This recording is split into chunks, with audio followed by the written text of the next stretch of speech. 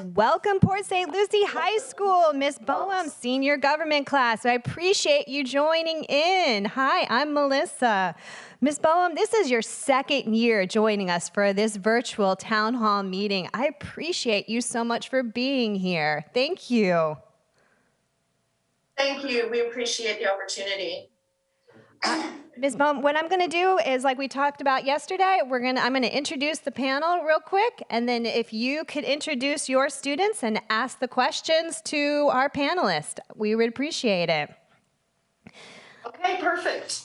Well, welcome students to Port St. Lucie's virtual town hall for youth. We really appreciate you taking the time to review the panelists' pictures and bios and come up with incredible questions that you have done for this town hall meeting. And we want to make sure that we engage with you and we share and showcase the incredible work that your local city is doing. We understand that your government class is focusing on federal issues, but we also want to bring you back down to the local level. The local level is what is really important to you in your everyday efforts. So I'm going to introduce our incredible panelists that we have here for you today. I'm going to start with, first of all, Kate Parmelee. She is our Strategic Initiative Director. Welcome, Kate. Good morning. Glad to be here. Look forward to talking to you. And then on her right is Ella Gilbert. She is our Deputy City Attorney. Good morning. Right here in the middle is our Mayor, Shannon Martin. Good morning, everyone. And then to her right, left, I don't know my left from my right, I apologize. And then to her left is our Communications Director, Sarah Prohaska. Good morning, thank you. And then to her left is Officer Knaggs, and he is from the Port St. Lucie Police Department. Good morning. And I'm going to turn it over to you, Ms. Boehm, if you could tell us a little bit about your class. What class what are you guys studying right now? Give us a little brief overview of what your class is studying, and then introduce your first question and student. Okay, well, we're just getting ready to start the judicial branch, and we have, like you said earlier, focused a lot on federal government. We will be starting our local government unit very soon, but we've incorporated local government issues and political participation at the local level throughout our executive and legislative branch units. My students are very excited. It was hard to choose a few questions. Everybody's eager to participate. And again, we do thank you for this opportunity. It's a great opportunity for our students to participate in local government. Most of them are 18 and of voting age. So it's very important for them to see how the whole system works, especially here in Port St. Lucie. Okay, I'm gonna call my first student. Her name is Knaggs Jones. And her question is for Kate Parmelee. So Knaggs, do you want to come up, Steve? Oh.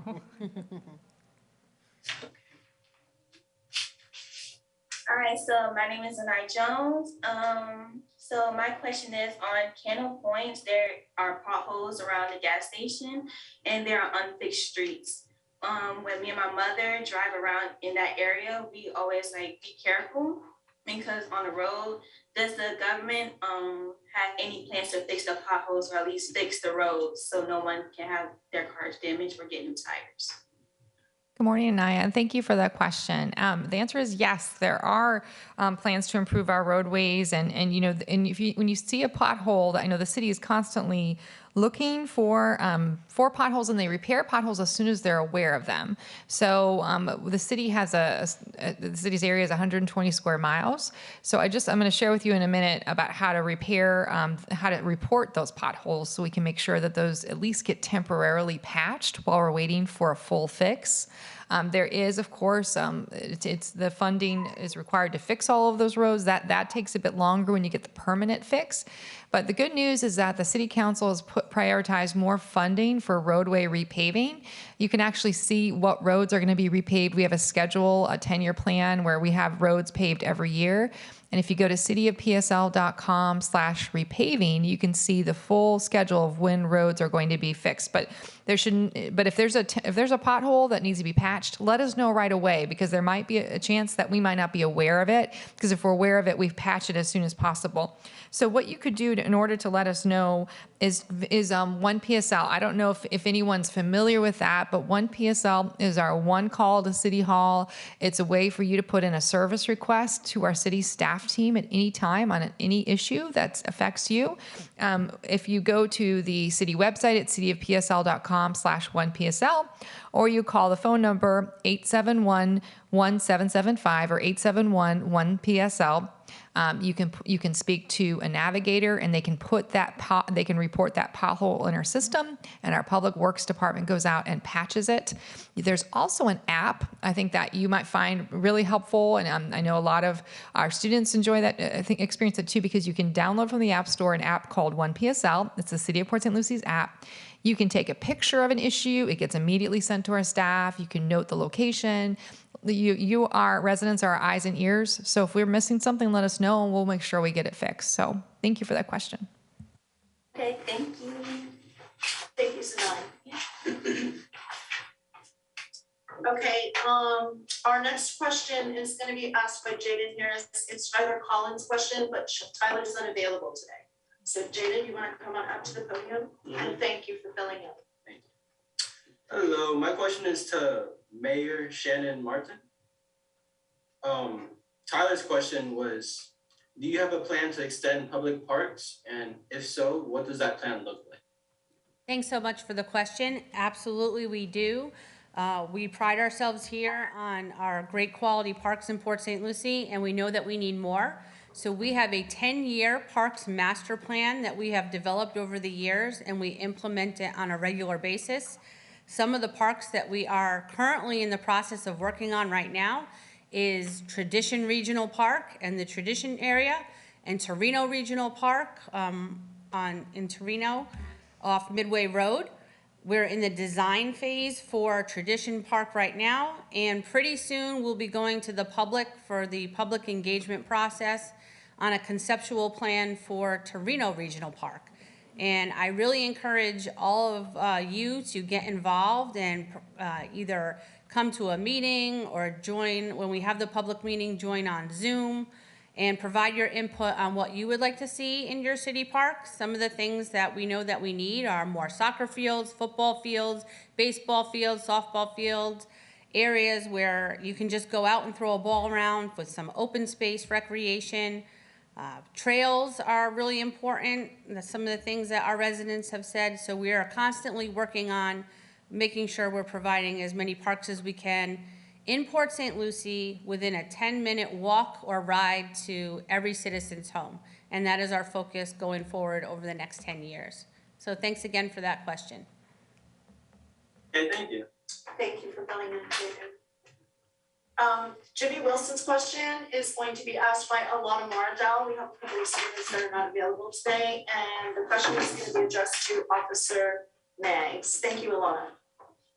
I'm Alana Mardell, and Jimmy's question says, in the morning when students are walking to the bus stop, it seems that there's no streetlights off or they're not visible. With the streetlights off, kids walking to the bus stop are very hard to see.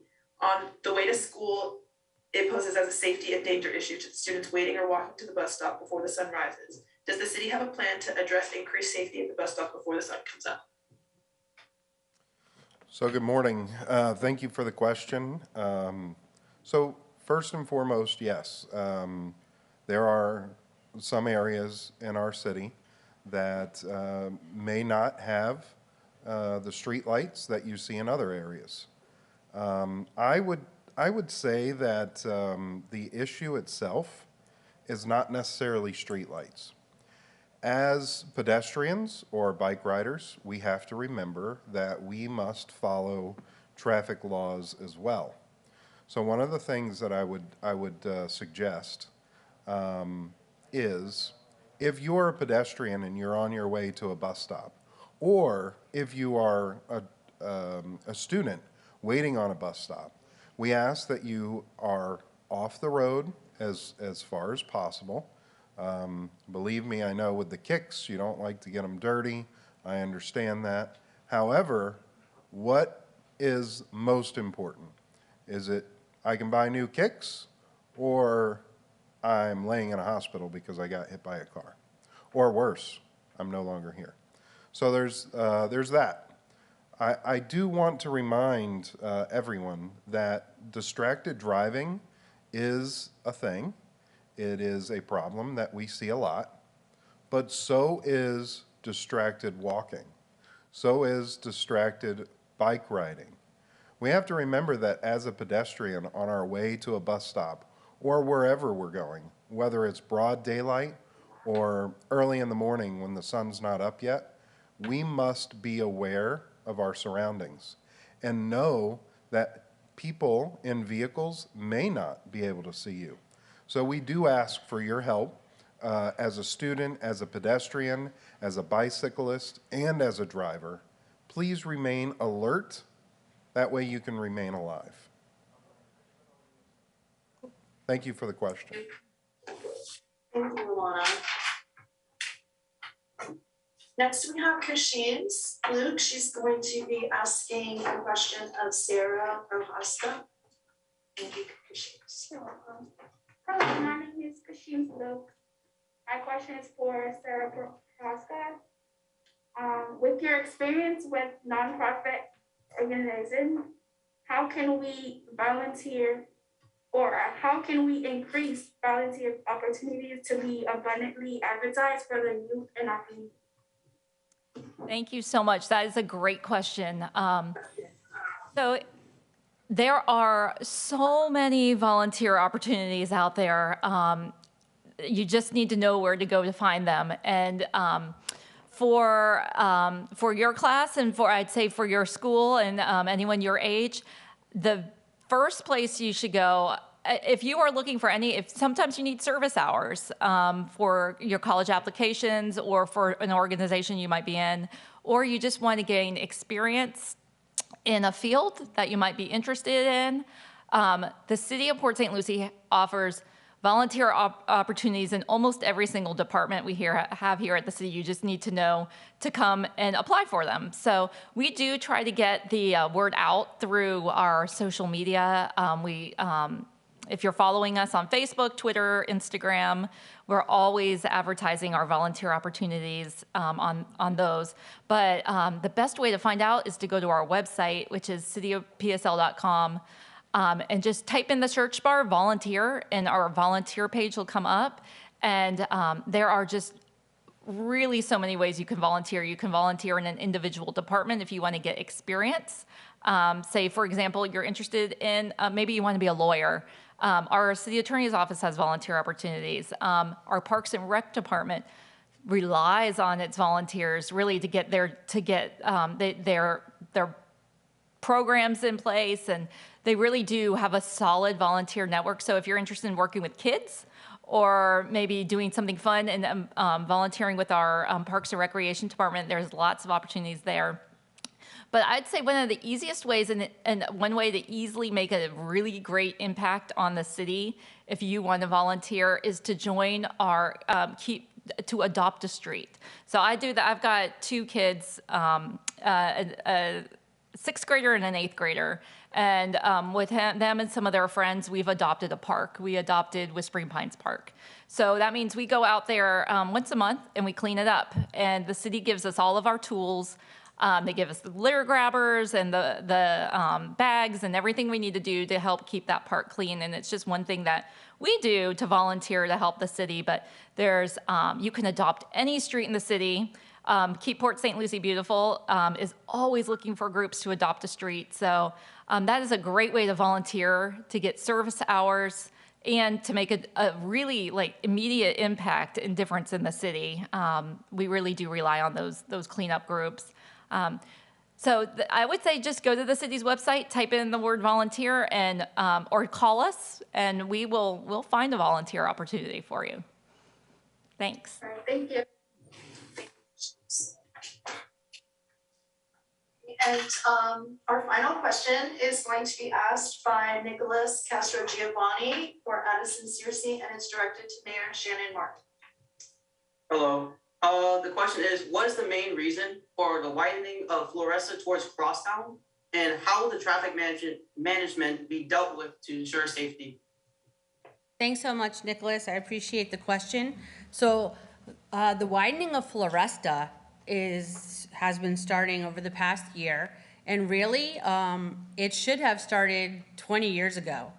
It was a promise that was made to the residents here way back then, but then due to economic factors and other reasons, the city council at the time diverted those funds that were available to do Becker Road. And so really the widening of Floresta is making sure that we're keeping that promise, because we are a growing city. We do need additional road capacity to move people throughout the city. And the Floresta corridor is a very important north-south corridor that we needed to make sure we addressed. We did a lot of public engagement with all the residents along the corridor to make sure that we're putting in the proper sections, the proper roundabouts, street lights where necessary. And all that will be managed by our traffic engineering department as the project continues. We're going into the design phase for the second and third phase of the project. It's underway right now. And then with regard, another way we deal with it with regard to the safety aspect, of course, is with traffic enforcement. And that is done obviously by our police department. And when there are issues out there that need to be addressed with regard to traffic, or if they're speeding, like there typically is now, we get notified by our residents, and the police department becomes aware of it, and then they put our traffic enforcement unit out there to address those concerns. So this project will be going on for at least another year or two. There's been some delays with some materials and with the contractor, so it's going to be going on for a while. But it's just another way that we're looking at the future and addressing our infrastructure needs in the city, and especially how we are going to continue to move people throughout the city as we continue to grow. Thanks for that. Thank you, ma'am. Appreciate it. Well, that was our final question.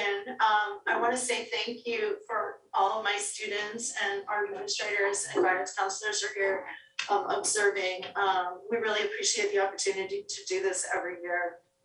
Ms. Boehm, if you don't mind, we had one panelist that did not have a question, and if you're okay with me asking a question on behalf of your class, I would like to direct it to Ella Gilbert, and I would just like to talk about jobs. I mean, your students are 18 years old. I mean, they're looking for career opportunities and advancement opportunities, and I know you're probably trying to help guide them. And I'd like to direct the question to Ella is, what led you to a career in local government? And what are some tips that you could give these students when they're trying to decide their future? What led me to a career in local government is I come from a family that has an emphasis on community. I was raised to serve in my community from as early as I can remember. And my mother was actually a government employee. Additionally, based on that, I said, okay, well, what type of career can I make for myself that I'm serving people? But I realized as I worked that I needed to make sure that I saw an impact immediately, more so than long-term.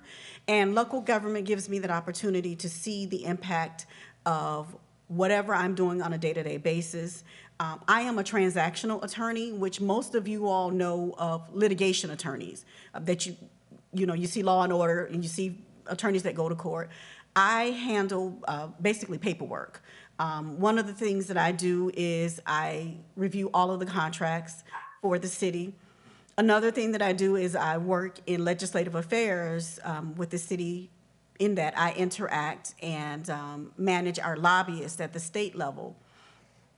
And those things are important as far as making sure that I protect the interests of the city. And then on the lobbying aspect, ensuring that we advocate for the city at the state level for financing projects. An example is that the city recently received $3.5 million for Sansone Boulevard, which is in the Tradition Jobs Corridor.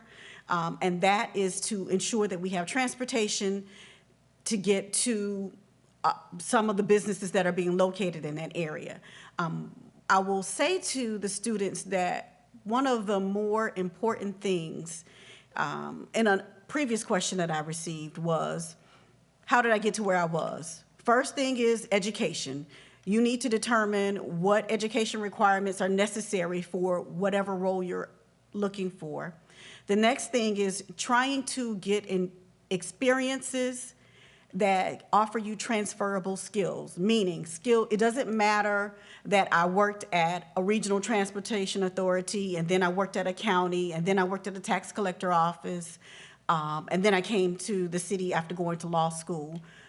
I received skills at each and every stop that are transferable from one place to the next. And those skills built on top of each other as I went from one stop to the next. And then the last thing I'll say is the skill set that you actually obtain throughout your life. The first thing that was beneficial for me was a strong set of analytical skills. The next thing was strong written as well as verbal communication skills. And then the last thing, which I focus on, actually more so to tie it all together, is really good interpersonal skills. And that is realizing that we are all human beings, all of us. And what I try to do is meet people where they are. I try to provide solutions to problems they have at the level in which they are. So I'm able to interact with people from all walks of life, but also to make sure that I provide some solutions that look at both sides of an issue. So I would ask that the students think about those things as you're pursuing different career opportunities. Realize that your careers may change. I've worked in several different industries, and it's okay. I did not have a linear path. My path is ever winding. I won't say was, I'll say is, because it probably will change again. But I really, really, really encourage each of you to be open-minded, identify some passions of yours, pursue those relentlessly, and build on some core skill sets. I hope I answered the question. Great answer. That was a fantastic answer. It was. Thank you so much, Ms. Boehm's class. Thank you very much for taking the time to come up with great questions and interacting with us. We really appreciate you. And go Port St. Lucie High School. We appreciate you. Have a good one.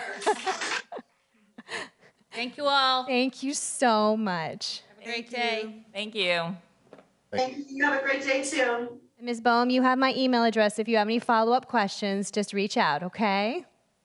I do. I absolutely will. Thank you very much. We'll see you next year. See you next year. Bye-bye. Bye-bye.